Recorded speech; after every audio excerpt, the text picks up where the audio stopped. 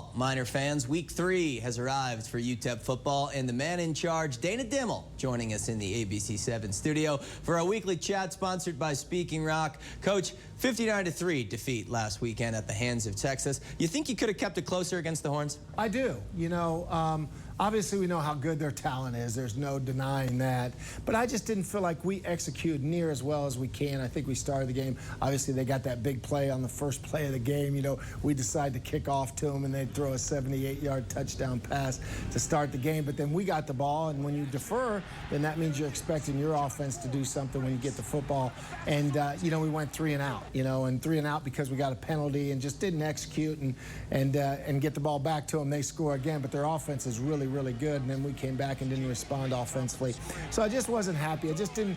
Our game plan, Nate, was just do what we do and do it well, not do anything too fancy, you know, and try to execute. And I just don't think we did that near well enough. A 56-point loss. Are there any positives? Is there anything you can take moving forward from that game? Oh, there's a lot of positives, Nate. You know, going into the week, we talked about, hey, what if the game gets out of hand, right? Because obviously we were a huge, huge underdog. If the game gets out of hand, you know, what's going to be your strategy?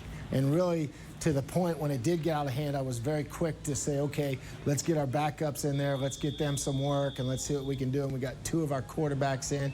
We got a lot of our young offensive line in, and some guys played really, really well. I mean, Calvin Brownholtz, our backup quarterback, what a tough saying to come into, did a tremendous job. And as I talked about, Texas was still pressuring us and bringing a lot of heat, and he handled it really well. You know, we got out of it with getting our young guys, our twos, a lot of reps. Well, chance now to get back over 500. Abilene Christian at home this Saturday. You guys are on your 3rd game. Abilene Christian, meanwhile, they're opening up their season with you guys. Does their time preparation, does that amount, you know, a month to look forward to you guys? Does that concern you at all? Yeah, you know, and it was the same thing, too, with Texas. You know, Texas got the whole, you know, they didn't miss any work like we did, right? They got extra practices on us. Now Abilene Christian is got no one else to prepare for but us. All the way since August 7th, they've been preparing for the Miners, right? So, again, and they got a lot of new players, a lot of changes in their personnel, so it's a tough preparation for us in that regard.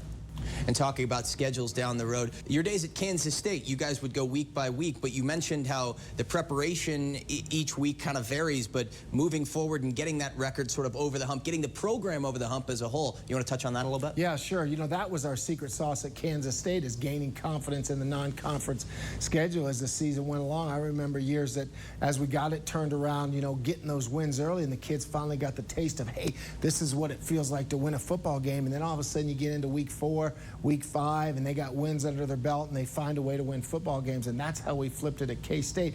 So this year is really a big year for us to try to get out and get some non-conference wins, and if we can get to number 2 this weekend, it'll be a huge step in the right direction. Offensively, is there a points threshold that you're looking to score on Saturday against Abilene Christian? I noticed the playbook's been opening up a bit. Yeah, you know, we tried to throw it a lot against Texas, you know, and that was something that we really tried to do a lot of to develop our passing game, and again this weekend too, we want to open it up and try to, you know, start fast. Nate, that's the big thing. We need to start fast, start quick, create some big plays, both sides of the football in this football game.